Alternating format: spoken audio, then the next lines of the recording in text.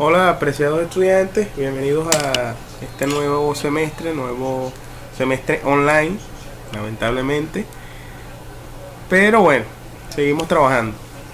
Eh, en estos apartados, en estos videos, vamos a ir eh, desarrollando las clases de la cátedra Equipos Básicos de proceso, perdón, en la cual está dividida en 4 unidades.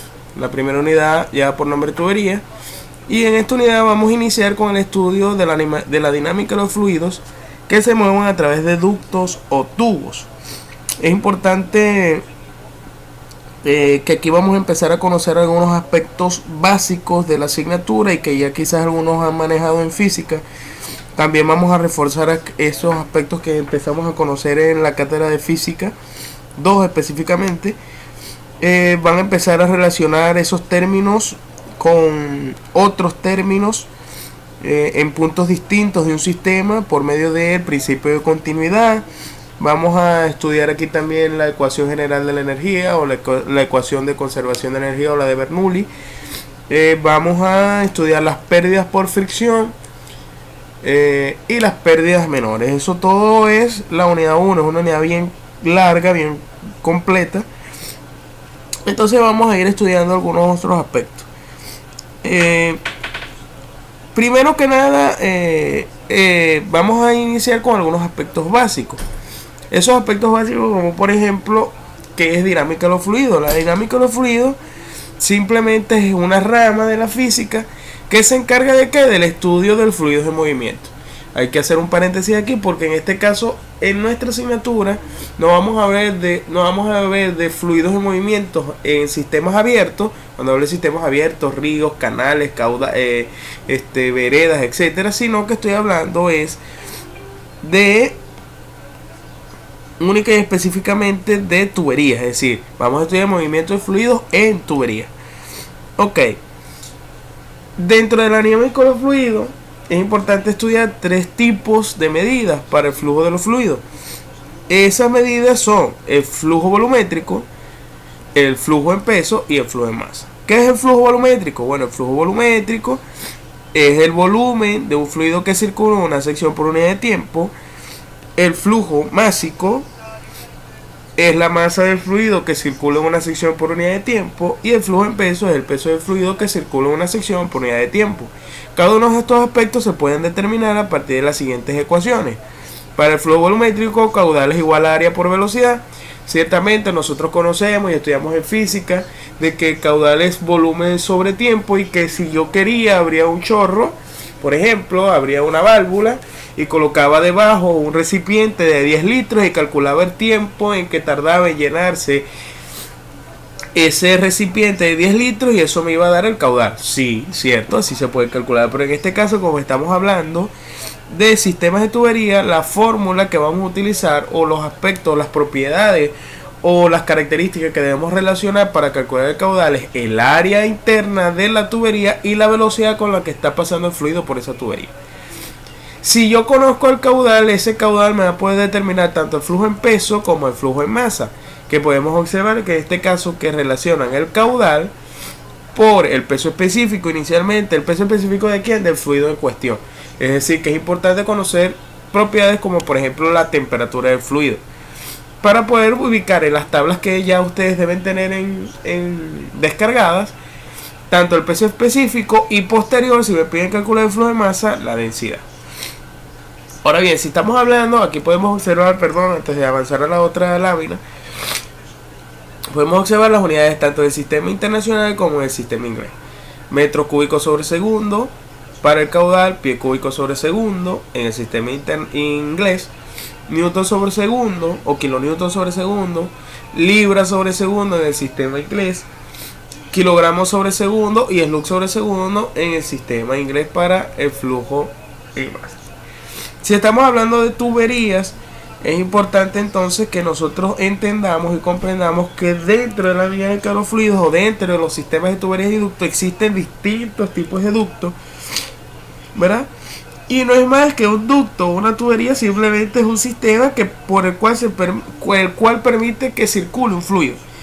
Las tuberías le dan dirección, ¿verdad? Además de los accesorios.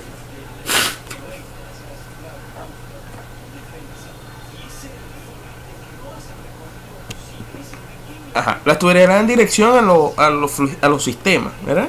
Entonces, por ejemplo, si yo tengo un tanque de agua, yo quiero que en mi casa y yo quiero que el agua me llegue al baño, tengo que utilizar un sistema de tuberías para poder dirigir ese fluido desde un punto a otro punto.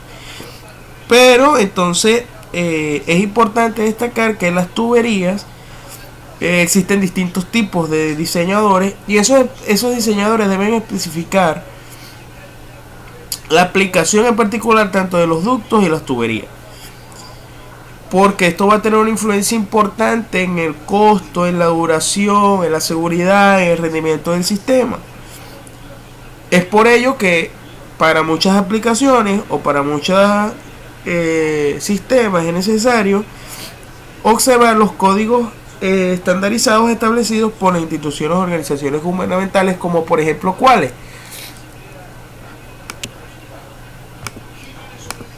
La American Water Works Association, la American Fire Sprinkler Association, la National Fire Protection Association, la ACTM Internacional, la NSF International, la International Association of Plumbing and Mechanical Officials y la International Organization for Standardization, que es la ISO. Ahora bien, existen distintos tipos de tuberías. Las tuberías de acero son una de las más importantes y una de las que vamos a estudiar bastante dentro de la cátedra. Es muy frecuente estas tuberías y se utilizan para un propósito general, ¿verdad? Los tamaños de estas tuberías se pueden denominar por medio de dos aspectos: su tamaño nominal y el número de cédula. Ojo, estos dos aspectos son importantes cuando vamos a utilizar las gráficas. Aquí podemos observar una gráfica de una tubería de dimensiones de tubería de acero, cédula 40. Primer aspecto, la cédula. La cédula me indica la presión permisible de operación y el esfuerzo permisible de acero en la tubería. Hay distintos tipos de cédula, desde 10 hasta la 160. Nosotros en el cátedra vamos a acostumbrar a utilizar la cédula 40 y la cédula 80. El otro aspecto es el diámetro nominal. ¿Qué es el diámetro nominal? Es el diámetro comercial, el diámetro estandarizado. Cuando usted va a una ferretería y compra una tubería de media pulgada, usted está dando el diámetro comercial, es decir, el diámetro nominal. De acuerdo a ese diámetro nominal, que puedo observar en esta sección, en la primera columna, nos permitirá leer en las tablas distintos aspectos: diámetro exterior, espesor de pared, diámetro interior, flujo de área en distintas unidades, tanto en el sistema inglés como en el sistema internacional. ¿Y qué aspecto para nosotros es fundamental? El diámetro interior, porque recuerden que si me piden calcular caudal necesito el área interna, y con ese diámetro voy a poder calcular el área de esa tubería, pero el área interna. Otro tipo de tuberías, los tubos de acero, que se utilizan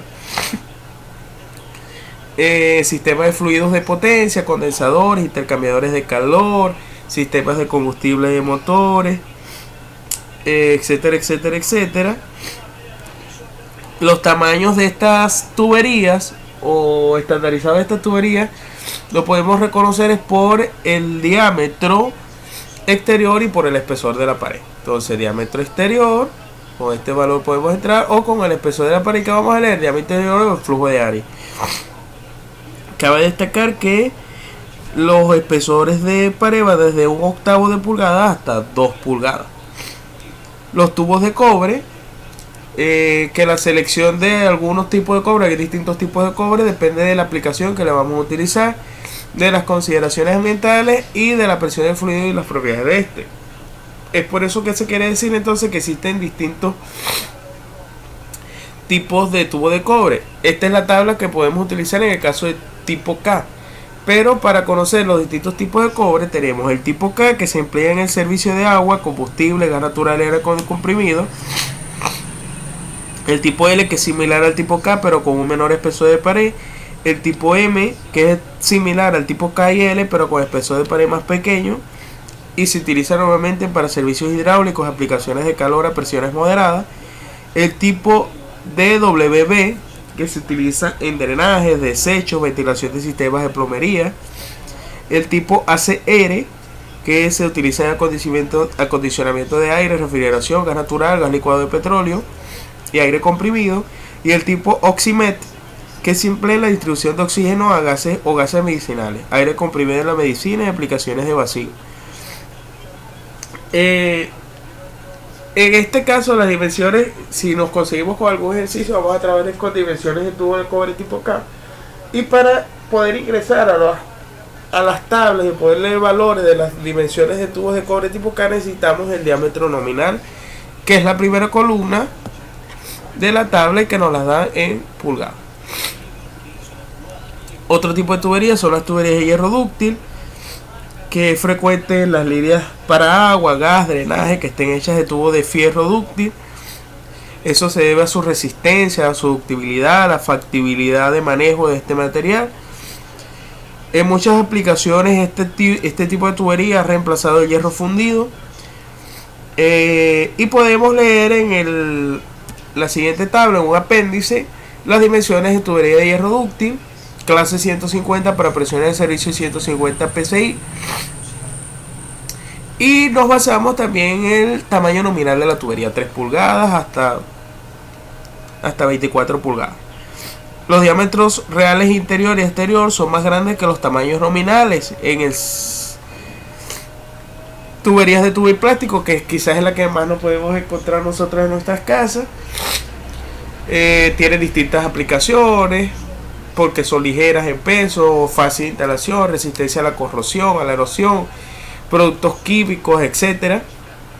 Se utiliza en distribución de agua, gas, drenaje, aguas residuales, producción de petróleo, gas, irrigación de minería, muchas aplicaciones industriales. Y las mangueras hidráulicas, que se utilizan en los sistemas de fluidos de potencia y en otras aplicaciones industriales, donde las líneas de flujo deben prestar un servicio cambiante.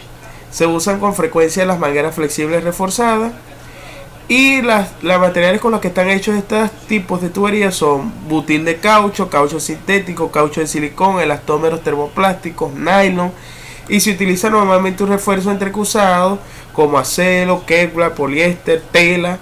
Aplicaciones industriales que incluyen vapor. Por ejemplo, vayan a una bomba de gasolina y la manguera que ustedes ven que tiene el sistema de distribución es una manguera hidráulica.